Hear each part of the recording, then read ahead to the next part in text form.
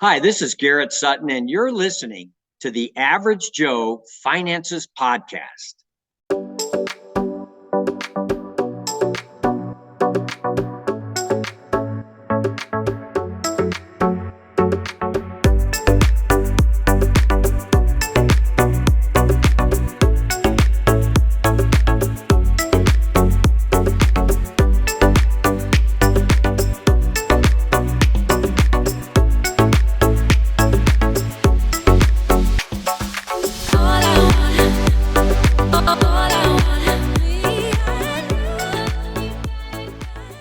If you're watching this on YouTube, make sure you smash the like and subscribe buttons.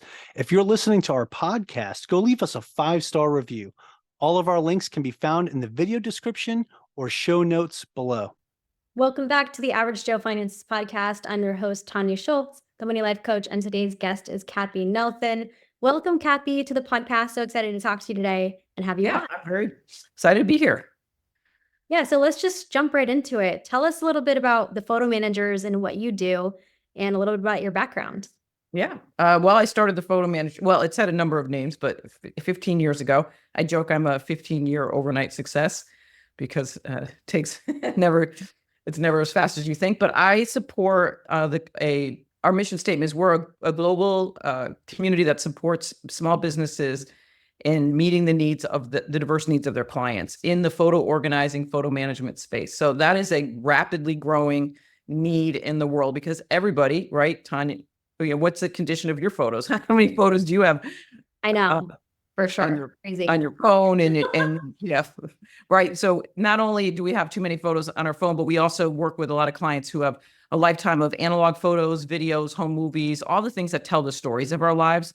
Because I always tell people photo organizing is the idea of that is like watching paint dry, it's not sexy or exciting, but if you could hear your grandparents' voice or read the stories of your parents or stories about you growing up and things, all of that is encapsulated within all those photos. Mm-hmm. And that's what's appealing to people and what people are really anxious to have those stories told. And so that's a quick summary of who we are and what we do.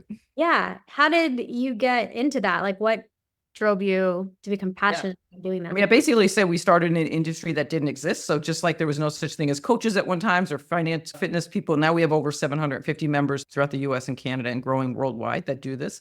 Oh, wow. I started it when I left my corporate career job to be home with my kids when they were little. I wanted to create a life book for them because they were adopted and I wanted to tell them a story about how they came into my life.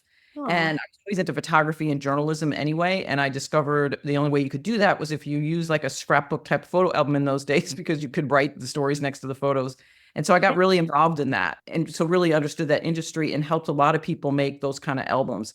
But then when digital came online, all of a sudden people were coming to me with like baggies of memory cards because they thought, they didn't even understand that memory cards were not rolls of film. This is before the iPhone and before the phone became our point and shoot camera. And they didn't know how to email photos. They didn't know how to get photos from their husband. Maybe was a Mac user. They were a PC user. They were really overwhelmed. And so I was constantly helping. And a friend said, what do you charge per hour to come to my house and help me?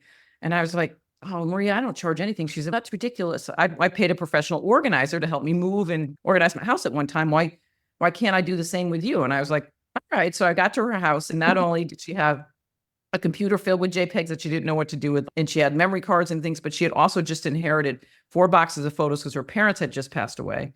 And she was one of 4 siblings. And she said, oh, I'll take care of these photos. We'll get them digitized and I'll share them with everybody. And her kids were straddling the analog digital world.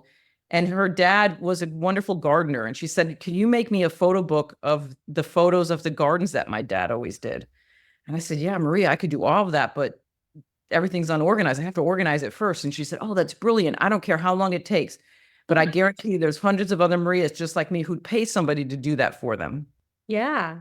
So that was the beginning. And here we are all these years later. But how do you go about doing that? I mean, you definitely have to have like the technical side, right? There must be some platform or something that you can put that all together. But like, how do you even go about doing that? Well, it's fascinating. Now there are so many platforms, but the consumer you're not aware of it, right? So it's actually in many ways, I've created a technology company. We're way more technical than when I first started because in those days we weren't dealing as much with digital files. But now we have massive amounts of digital files. We just did a YouTube talk the other day where we had clients of professional photo managers come on and talk about their experience. And one woman said, what's the biggest collection that you'd work with? I think Hale, who's one of our members, had worked with 2.5 million digital files from a large family collection. That would not be crazy. But Oh my God. back in the day when I first got started, though, I'd set up big tables, and it's really, people are always shocked that you can organize another person's photos, but you absolutely can. We do a great intake, ask a lot of questions. It's not a mystery of what people take photos of. It's like kind of the more people write I can guess you take photos of your vacations, holidays, kids, baby's first steps. All those things are very traditional of what people take photos in all parts of the world. It's not just a US based thing. Yeah. But what was interesting when I started calling myself a photo organizer in my community, people started coming to me, and then not only did they have photos, but they would have old home movies on outdated media formats. They had letters from the Civil War. It kept growing beyond what I was initially thinking of. So I just kept saying yes. That's my philosophy. I always say, just say yes and go figure it out. So in fact, one of my first clients was a travel agent who wanted me to do a video montage of a trip she had taken to Eastern Europe with a group from the Jewish community here to go to the Holocaust Museum and different things like that. And that was I had never made a digital, video montage before, but I figured it out. And then people started saying to me, can you teach me how to do this? Okay. So that's where the whole model of really, we're like a trade association, but we're not a nonprofit, but we have a certification, and we provide all the training and support to help small businesses be really successful doing this as a business.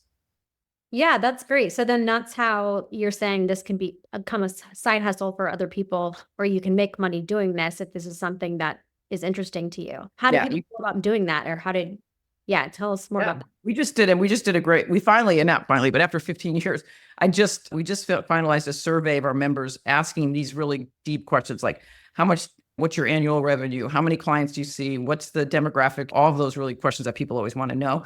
And so people make a really good living at it. We have members, 10% of our members reported earning well over 100,000, and they have multiple employees and have outside studios. Many of them, they're not doing it in their home anymore. Yeah, it's a big business.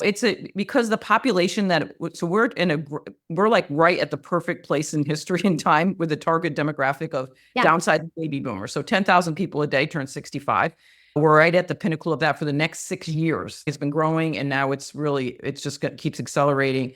And so all of those people have probably boxes of photos and slides, negatives that they don't know, home movies, and they wonder, do their kids want it? Does it matter? Is there a legacy story here? What are we going to do with all of that? So that is a great demographic to work with. And we always say, if you enjoy people, you enjoy enjoy hearing stories like history, people's stories, you enjoy photography and media creativity, then it's an awesome business to get into.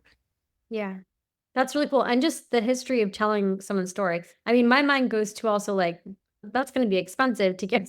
But like, what do people pay? Does it depend on how many photos and like assets, or how do you figure out? Yeah, they charge. So our members, and so we support our members in how to pay for that and things. And it's really, usually they're done. So most people's project people spend anywhere from about $1,500 to the average of $5,000. But we have many members who've had $30,000, $40,000, $50,000 jobs over time. If it's a large family with a lot of assets and things, and the family's all divvying that up, it could take 6 months, a year to do a project like that, because everybody keeps finding more photos and there's more things that keep coming up. But the average project is going to be around $4,000 or $5,000, but it's priceless. You were mentioning you live up near in California with all these fires that are happening, right? Yeah. And we know, like, I don't know where your family is or where your like analog photos or all those things exist in your life. But if all that suddenly went away because of a fire or a flood or a tornado or something, it's pretty devastating. So it's really helping people save and digitize their whole life that they care so deeply about. So when you talk about the money part of it, it's almost like it's a value proposition. What is it that you want to invest your money into, right? And that's kind of how it works. Yeah. And it just makes it easier because I grew up in that time where there's still like, we printed all the photos and we had the photo albums. And that was like literally one of my favorite things as a kid, was like looking at the photo albums, printing the photos. And it's just such a different time. And now we barely even print photos, right? Everything's like you said, digital. And that kind of makes me sad in a lot of ways. I'm like, oh, I like seeing the whole memory book or the thing that we do. Well, the pendulum is swinging, right? The photo stores that have stayed in business, right? Because camera stores, so I've actually watched the whole industry go from this really healthy industry where people were buying lots of cameras and it was like a license to print money if you owned a printing photo studio because you sell people doubles and things. And I going to conferences and I saw how it really was devastating to those communities. But those that have stayed in business and found a reason to stay, an ability to stay in business, are now reporting huge sales as so many people are buying cameras again. They're moving back to cameras. They're moving back to analog film. They like the idea of only being able to take 24 photos or 36 photos. And also printing is coming back in a big way. It's a significant increase in sales of people printing photos again into photo books and things. So it's interesting that there's this movement back to what people really loved at one time about it. Yeah, I think everyone's always on their phone now. And so being able to be more in the moment and not knowing what it's going to look like or spending 30 minutes taking a photo. It's like, just snap it and whatever happens, however it comes out, it comes out. And thinking about the different mindset that we used to have around taking photos in general and being more in the moment. Because I look at photos from even spring breaks that I had in high school. My friends and I are laughing about a trip that we went on. And I'm like, I'm so glad, there wasn't social media. Right. Yeah. You take a photo and no one has it. There's no phones. So no one has a phone in the air. It's pretty remarkable that that makes me sad for a lot of kids, but they never knew what it was like to live that way. Yeah. No, I hear you on that. That's a complicated topic, isn't it? But I do think, well, for younger people with younger children, there's a movement. I think a lot of our members are making photo books because they're trying to limit screen times for kids, right? And one of the things kids love to do is look at photos of themselves or their family and things on their parents' phones, right? So if you get them into a book, that's so there's a whole market, and this is so it's a great second act career or side gig, or many members. The other thing we realized from that survey is that I think 25% of our members have been doing it 5 years or longer. So we have a high retention rate and it's really meaningful work.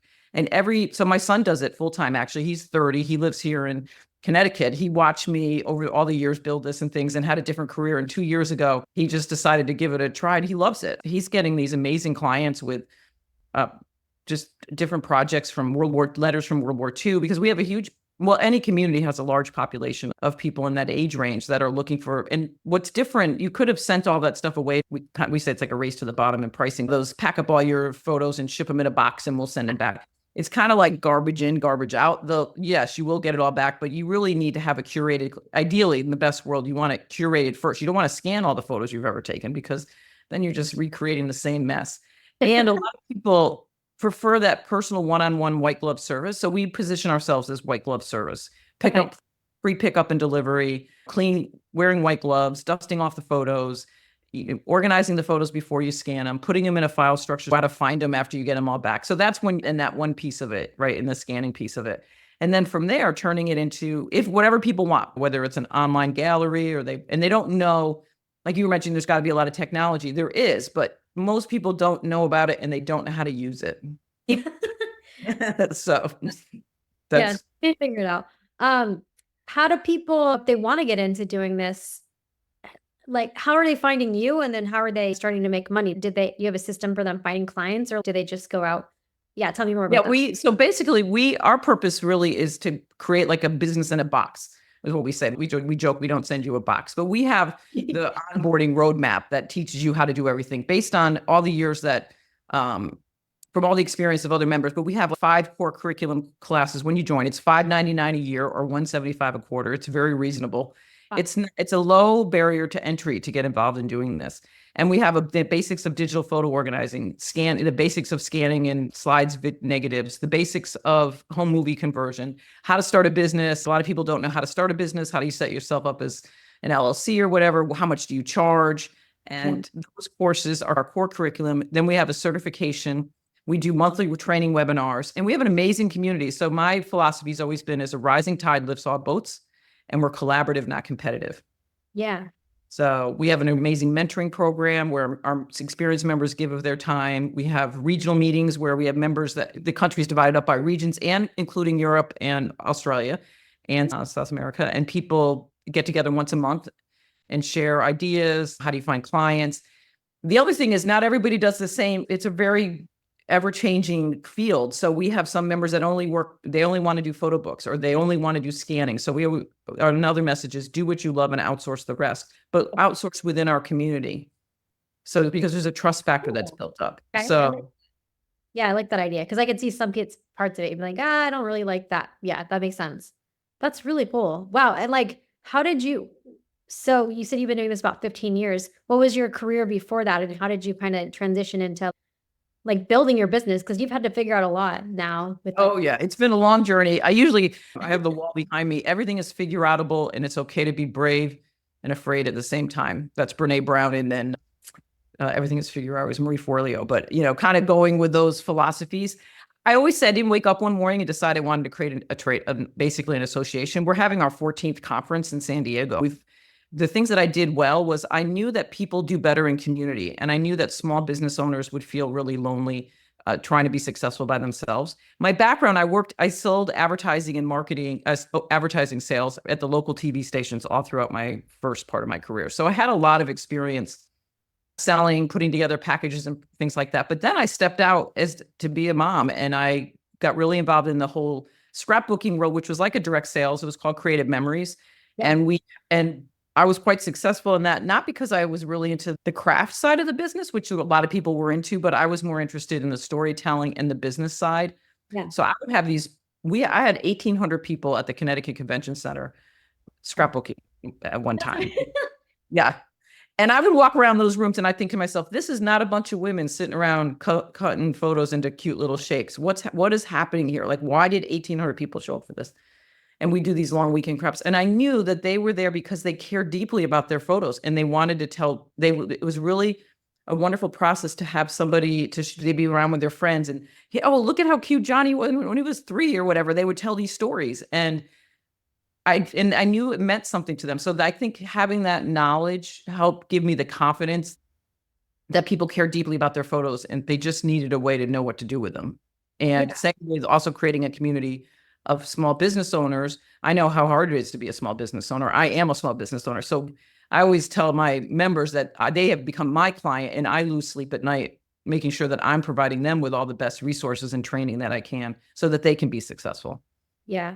I mean, from a lot of entrepreneurs that I even talk to just on this podcast, they say that training, that support and training within your business is one of the most important things for retention, first of all, and just giving people, empowering people. So that's a common thread. I just wanted to call that out because you hear that often. And I think as you're building a business, if you're hiring people and growing your business, that should be one of the number one things you're thinking about is like giving them the tools and support to right. grow. For me, like I always tell people, I run the organization, so I'm not the photo organizer anymore. So my business is like a subscription model. It's an annual subscription model where I want to, make sure that unless you're not doing the business anymore, there's no reason you're leaving. And then we have ongoing, more advanced training that we offer. We have our conference. So my revenue comes in, and also I partner with really key companies that give our members significant discounts because we're a significant buying group at this point with over 700 members.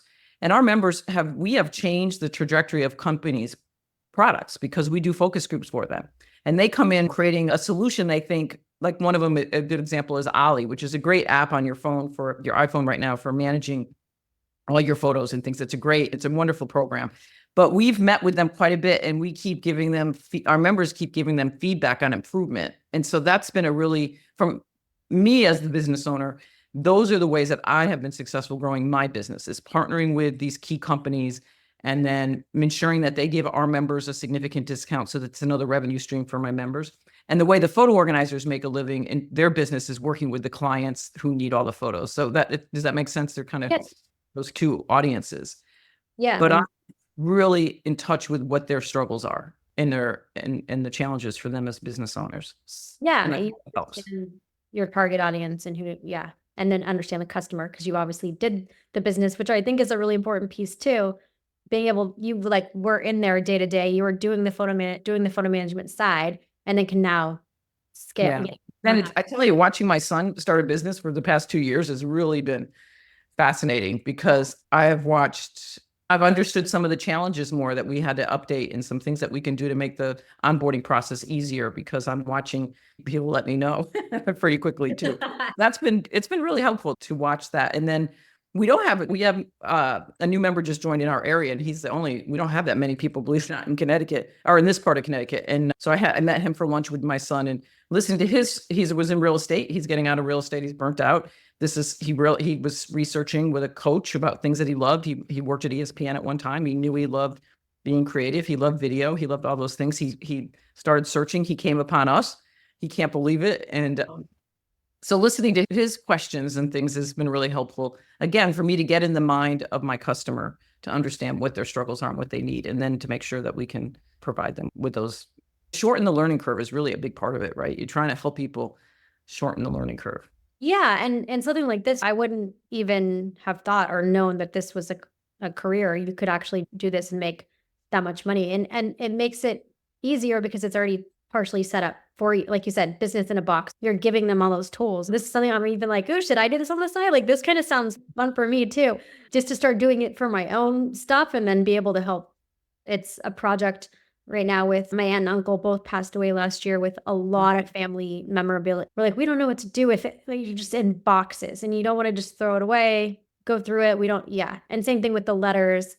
So yeah, tell me a little bit more about, so then you kind of package it up and then they have the resource online and you can print, and like, how do you do the voice and things like that on top, like that part? Yeah, that's with the technology. So if basically we do an assessment of your comfort level with technology, right? Because there's different technology. So as a family, right? But say your family is struggling with this with your aunt and uncle, right? So it's not just you, but you have family members. We recommend, there's a couple great, there's SmugMug is one, foreverpermanent.org. These are really wonderful online galleries, online photo galleries that once things have been curated and digitized, you can add it there and they can be private. So it's private sharing. And then there's ways for people to go in and leave voice recordings, also text. You can text, you can say, Okay. and now AI has really been a significant improvement to our workflow process for photo managers, because AI is doing a lot of now geotagging and all that on the analog photos, which it's one thing on digital because it's already there, but coming in on the analog. And then people can say, oh, no, that wasn't Uncle John. That was Uncle Bob. I remember that day, or that's the day I fell and broke my arm or whatever. I mean, there's lots of great ways that you can do that. And so it's working with the clients and understanding how comfortable they are with, that's how we know which company to recommend that you use. Okay. So that I love that. Yeah. See, then you have the different resources, like, here, use this one based off of these things. But yeah, that makes a lot of sense with AI too. And I think that's something really important to note too, like the positive use of that and how it's helping do this together. And for a lot of people, we give it back to them on an external hard drive, but it's not just photos, right? It's videos probably. And like you said, it's letters. It's so much more than that. Then it can be curating those letters into a really beautiful keepsake photo book that has like the beginning, a story around it. And then those letters are kind of scanned and then in a way that the family can kind of view those. So again, there's no end to the fun and creative ways that what you can do with people's family photos once you get them in the right setting. So Yeah. Well, it sounds like you've had a lot of success, and it's really just amazing to hear your story, and your passion comes across very strongly for what you do and being able to help small businesses, especially women and everything, with side hustles and things like that. Because a lot of people do struggle with, what do I, feeling And it's lost. interesting. I'm going to a big residential organizing conference next week, which is, a lot of people are aware of the idea of organizing, right? Of kitchens, Yeah. playrooms, and more of we have a tsunami of stuff in this country, right? If they're talking about tsunami of stuff as people are trying to downsize. And we fit into that audience, but a lot of them don't know about photos. So I'm going down there as a way to say, you're leaving money on the table if you're not talking to your clients about their photos and videos. Sometimes they'll say they don't mention their photos. I'm like, did you ask them? Because I guarantee if you ask them, then they're going to be like, oh, you can help me with that. Exactly. But a lot of times they're afraid they don't know how. And we teach you how to do it. And you do it differently than you would if you were doing your family photos, because there's a workflow and you want to improve your speed and efficiency so that you're earning a good income doing it. Yeah, that's amazing. Yeah, that makes a lot of sense, because it's like, people probably, if you go to organize, like you said, they don't think about they think about that as something totally separate. That's going to be way too much, it seems like a huge, massive project, which obviously you have the tools to make it easier. I love that. Let's jump into the final round. And I was going to ask you some of these questions anyway, so this will play into, what I wanted to ask you. What's the biggest mistake that you've ever made when it came to your business or finances or business life? Finances personally or in business? I guess you do one of each if you want, or Yeah, I do business life more in business life. I think one of the biggest mistakes I made was using, we started doing conferences and I started using the revenue for the conference registration that was coming in a year earlier to help fund the business. And that worked the first year. But then the second year, I started accumulating way too much credit card debt because I was using the money that came in and then I wasn't making enough money back on the other side. So that was a really big aha. And it took me a long time it took me about 2 years to work with a coach and get myself out of that situation. Now I'm very diligent. Like I have my bookkeeper sends me every Friday, this is how much money, because we're gathering registration right now for our San Diego conference, for instance. So a lot of money has come in. I'm talking to you in September and that's not until, but I know every week how much and I know where, and I put it aside, right? So that's understanding how to manage cash flow was something that I had to really learn. And same kind of in my family, the same cash flow was a really big struggle to understand how to manage well. yeah, I know that obviously as a financial coach, that's one of the first things that I help people do is figure out that cash flow. Cause it's like, you're just living paycheck to paycheck, or like you said, you're putting something on the credit card, then pay. It's just like that hamster wheel that's easy to get on if you don't have the cash flow. And I think small businesses, when you start a business, when you come out of hours for a paycheck, you don't realize it's a different way of thinking, right? Because the hours that you're working you got to put money out of that paycheck or the hourly fee that people are paying you for all sorts of other things like your quarterly taxes and all that. And there's Darn. it's a process of learning that. Yeah. But you're not alone because everybody struggles with it. Yeah, I know. Setting up the system, that's a really good tip. What's something that you've learned that you wish you would have known when you first started out in your business? Let's see. Yes, you kind of like fell into your business in a weird way, but like, yeah, I mean, well, I think I did. I mean, I was very diligent. And so when I kind of use that as humor sometimes, but I've certainly worked really, really hard. I think I would have hired help sooner. I thought I couldn't afford to hire somebody. And again, as I started to really scale my business and to grow it to the level that I have, it's been a process of learning how to do that and how important it was. Probably, I wish I would have saved some burnout probably if I had done that sooner. Yeah, I was nervous. I was scared. Like, put somebody on payroll. When I got to pay taxes? How do I do that? I just had a lot of fears around that instead of just kind of leaning into it. So in retrospect, I wish I would have leaned into that a little bit sooner. Yeah, that's a really hard one for a lot of people. It's like how much bringing it on and that control that a lot of us as business owners have, like, we can just do it ourselves. But then what is that costing you? So yeah, even if it's part-time, there's so many virtual assistants now and all kinds of stuff that people. And we see it, right? Virtual assistant, and right, it's not like necessarily an employee, but we even see it in that survey I did with our members that are even part-time. The ones that are making more like reporting $60,000, $70,000, $80,000 a year part-time as their gross revenue they're paying somebody a lower wage to do some of the scanning or some of the basic part of it. It's just a subcontractor, or maybe it's their high school neighbor or somebody like that they teach them how to do it. But they're going to make a lot more money by bringing in somebody to help you sooner than you will if you're just trying to do everything by yourself. Yeah, no, that's a really good point too. Outsource some of those things. Do you have any tips or tricks that you would recommend to someone that's just getting started today doing this? In our business, my business? Yeah. Yeah, there's a huge need. First of all, just obviously, I think join the photo managers. But even if you didn't want to do that, just ask your family and friends, put out a poll. How do you feel about I'm thinking about starting a business, helping people manage all their photos and videos. Do you think that's a good idea? I mean, just do test the waters and see what response you get. Today, you're going to get, we first started it, you wouldn't have got the avalanche of oh my God, I need you. But we always joke now, it's not everybody just says, oh my God, I need you, right? Yeah. So I think do a little test on that and find out. The other thing is you're not going to know what you love doing the most until you do some of it. But your local libraries, your local historical sites, they're all looking for presentations on this topic. I'm doing one next week at our library, and I can't believe how many people in town. I can't wait to hear your presentation. We actually provide a done-for-you presentation for people. So it's really grassroots marketing because it's a personal business. If somebody turns over their photos or their videos or different things to you, and you get to know them really well. And they give you flowers when you're done. My son keeps showing pictures too. And people, so I guess, I don't know if that's good advice, but I think do a test run just to see what kind of interest is out there. I think you'll be surprised that there's really good interest. And then start to think about what's the business plan and how will you move forward in it. Yeah. No, I love that. What are some of your favorite business investing, or we say real estate here because we talk a lot about real estate, but what are some of those books or podcasts that you like? Your format. Traction was a book that I've really gotten a lot out of. Traction. Okay. Yeah, traction, right? That's about scaling and understanding your business and things like that. I've done a lot of coaching more than I'm not as good of a podcast book reader. I buy a lot of books, but I don't get through them.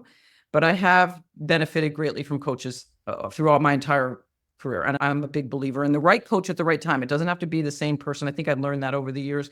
I've learned that I can work with somebody for 6 months or a year based on what it is that I really need to learn better that year. And that's really made a difference. And investing in that, kind of that's been very worthwhile investment in my opinion. Yeah, that's a great source of like education, is because a lot of people, what happens, right, is they read the books, listen to the podcast, they don't actually take the action. So the coach is making you actually take the action, which I think that's a big benefit. Yeah, it's that accountability partner almost in a way, that because I've read a lot of those books and then I almost find myself spinning like in space. How do I implement that first idea? It's been really helpful to break it down into small chunks. Yeah, I know sometimes I have to be like, I'm not listening to any podcasts this week because it's like, yeah, kind of too much information and then you feel overwhelmed. That makes a lot of sense. Where can people find more information about you, your website, social media? Where's all that located? And one more tip of advice. I remember when I first started, I used to say to myself, and I still do this on occasion, I still will do it. I'm going to do just one thing really well today. Break it down into those small checks. Today, I'm not going to, because the list is endless and it never ends. My to-do list today, 15 years later, is just as bad as it probably was if I saved all my to-do lists. And many times I'll look at them and I'll think, oh my God, if I could just get through this to-do list, how great will my life be? And then I realize there's always just as long of another to-do list that comes, right? So if you break it down, and I'm just going to take one of those items off my to-do list and do it well. But you can find us at thephotomanagers.com is our main website. We also have a growing YouTube channel at thephotomanagers.com. You can follow us on Instagram, and you can find me on LinkedIn at Cathi Nelson, Nelson, or The Photo Managers.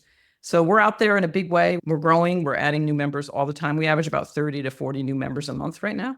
And there's room we are so far from too many photo managers. It's crazy. Decades away from any kind of like saturated market concern at all. I love this. Yeah, I think this is great. Our audience is going to love this. And this is a great, like you said, side hustle today with the cost of living. Even if you have a full-time job, you sometimes need that other thing on the side to make more money for the other things. Another good for people listening on the side hustle. What's great about this, most people haven't done anything with these photos, and so they're not in a rush. That's probably your biggest challenge, is to get them to actually pull the trigger to do it.